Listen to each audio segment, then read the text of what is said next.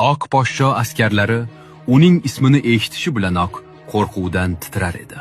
Sho'rolar uchun u bosmachi, Turkiston uchun esa so'nggi umid qahramoni edi.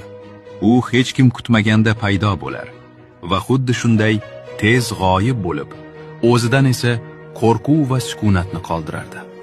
Ammo u kim edi? Unga allaqachon Sharq Napoleoni deb nom berishgan edi. Uning ismi Laqaylik Ibrohim Chaqaboy. Chor Rossiyasi Turkistonga bostirib kelganda, u vatani ozodligi uchun jangga kirishadi. Tog'larda u boshqa qo'rboshilar bilan navbatdagi jangni rejalashtirib, to'satdan hujum qilar edi. Ruslar kuchsiz ekanliklarini anglab yetgach, Ibrohimning sheriklari orasida xoinlarni izlay boshladilar va ular buni uddalashdi. 1931-yilda sotqinlik tufayli qo'lga olinadi va o'limga mahkum etiladi.